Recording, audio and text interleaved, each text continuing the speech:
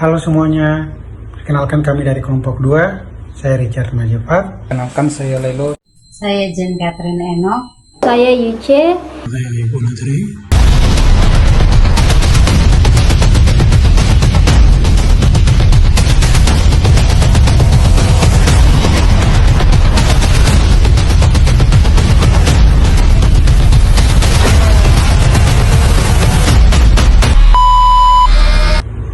Di sini kami akan memaparkan materi tentang perencanaan pembelajaran. Pasti teman-teman bertanya, apa yang dimaksud dengan perencanaan pembelajaran?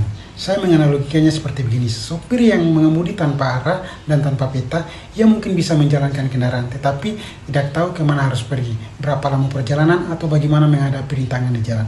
Akibatnya, penumpang pun kebingungan dan tujuan perjalanan pun tidak tercapai. Begitupun dengan seorang guru.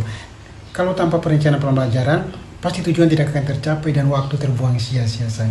Jadi, rencana pembelajaran yaitu proses merancang atau menyusun kegiatan pembelajaran agar bisa menentukan tujuan, mencari metode mengajar agar bisa tercapainya pembelajaran yang efektif dan efisien.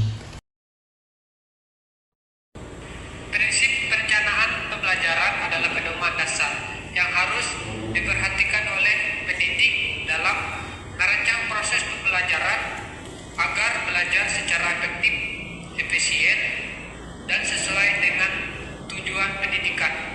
Prinsip-prinsip ini membantu guru dalam menyusun kegiatan belajar mengajar yang terarah, bermakna, serta mampu memenuhi kebutuhan dan karakteristik peserta didik. Urgensi prinsip dalam menyusun RPP atau modul ajar. Pertanyaannya, mengapa prinsip dibutuhkan? RPP atau modul ajar bukan hanya dokumentasi administratif, tetapi merupakan pedoman nyata bagi guru untuk melaksanakan pembelajaran yang bermakna dan berdampak. Tanpa prinsip yang jelas, penyusunan RPP bisa menjadi sekadar formalitas, tidak berkontekstual, dan kurang menyentuh kebutuhan siswa. Prinsip dalam penyusunan RPP penting agar pertama, pembelajaran berpusat pada siswa, bukan sekedar menyelesaikan materi. Kedua, guru benar-benar menyesuaikan strategi efektif, bukan hanya menyalin template. Tiga, rencana pembelajaran mampu menjawab tantangan nyata seperti perubahan zaman, kebutuhan emosional siswa, dan pemanfaatan teknologi. Tanpa prinsip, RPP hanya menjadi dokumen untuk dinilai, bukan alat bantu pembelajaran. Prinsip pembelajaran juga harus mendorong motivasi, percaya diri, dan emosi positif siswa. Guru menuliskan strategi pembelajaran yang menghargai proses bukan hasil. Contohnya, Bu Sinta mengajar sains tentang cahaya.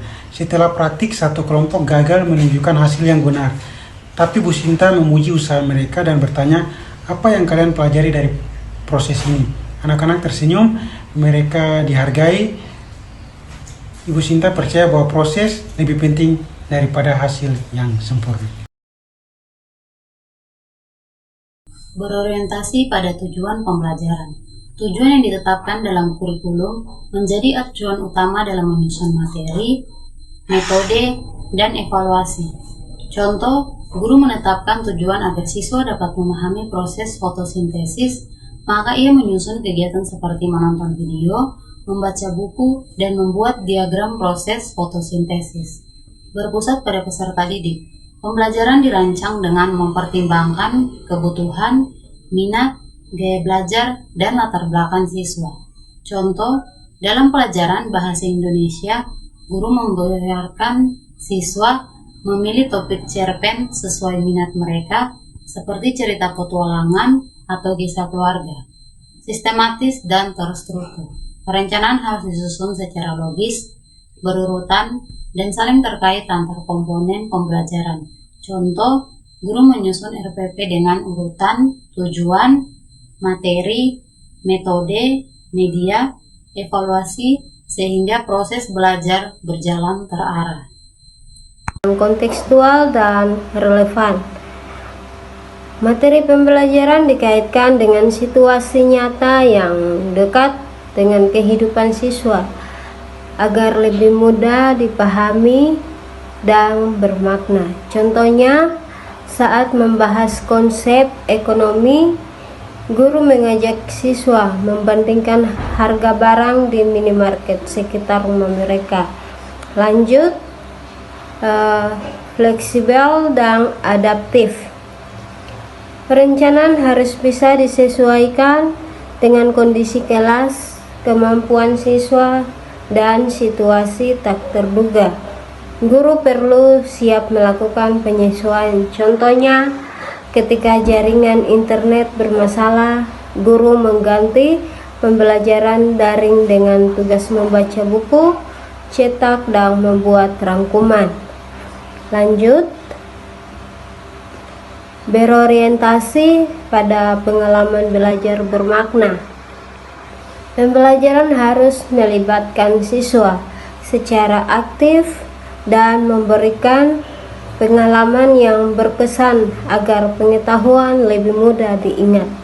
Contohnya, dalam pelajaran IPA, siswa diajak melakukan eksperimen sederhana tentang kapilaritas air menggunakan tisu dan pewarna makanan. Perencanaan pembelajaran keterpaduan adalah proses merancang pembelajaran yang mengintegrasikan beberapa mata pelajaran atau aspek pembelajaran untuk mencapai tujuan pembelajaran yang lebih komprehensif. Contohnya, lingkungan dan keseimbangan ekosistem. Mata pelajaran yang diintegrasikan adalah biologi, geografi, dan matematika. Kegiatan pembelajaran diskusi tentang konsep ekosistem dan keseimbangan lingkungan adalah biologi, analisis data tentang lingkungan dan sumber daya alam adalah matematika, pembuatan peta tentang distribusi sumber daya alam adalah geografi. Perencanaan pembelajaran kesinambungan adalah proses merancang pembelajaran yang berkelanjutan dan terkait antara satu tahap dengan tahap lainnya. Contoh, mata pelajaran bahasa Indonesia tahap 1, siswa belajar tentang struktur kalimat kelas 1. Tahap 2, siswa belajar tentang menulis paragraf kelas 2. Tahap 3, siswa belajar tentang menulis esai kelas 3. Perencanaan pembelajaran efektivitas adalah proses merancang pembelajaran yang dapat mencapai tujuan pembelajaran dengan hasil yang maksimal. Contohnya, tujuan siswa dapat memahami konsep fotosintesis. Metode pembelajaran berbasis proyek, siswa melakukan eksperimen fotosintesis, evaluasi, siswa mempresentasikan hasil eksperimen dan menulis laporan. Perencanaan pembelajaran efisiensi adalah proses merancang pembelajaran yang efektif dan efisien untuk mencapai tujuan. Contohnya, menggunakan video pembelajaran online untuk menjelaskan konsep dasar, sehingga waktu kelas dapat digunakan untuk diskusi, aktivitas yang lebih interaktif, menggabungkan beberapa topik yang terkait dalam suatu proyek, sehingga siswa dapat belajar secara holistik dan menghemat waktu.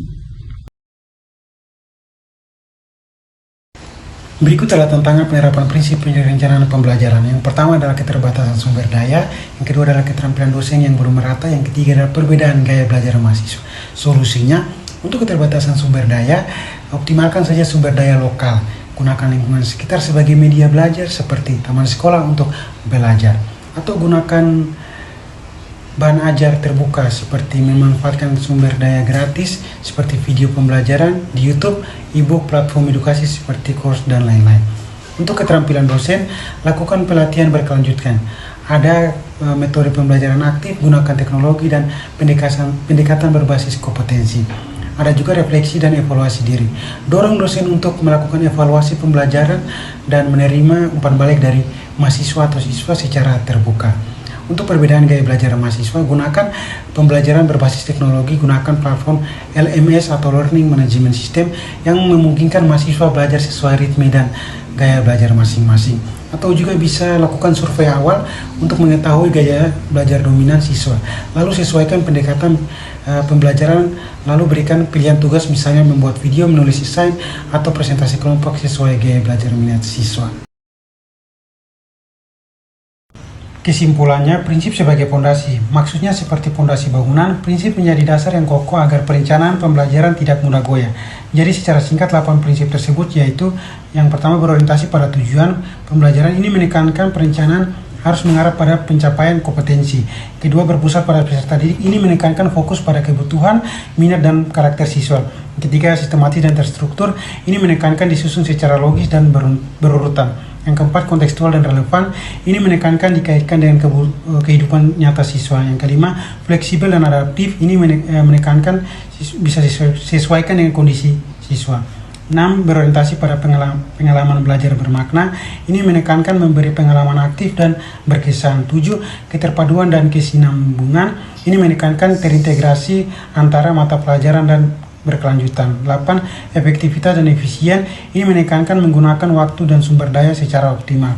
Pentingnya kita memahami prinsip perencanaan pembelajaran ini, yaitu dalam proses merancang pembelajaran kami menyadari bahwa prinsip bukan sekedar teori, melainkan panduan nyata yang membantu kami berpikir lebih terarah. Ketika memahami bahwa pembelajaran harus berpusat pada peserta didik, kami mulai melihat pentingnya menyesuaikan metode dengan karakter dan kebutuhan mereka.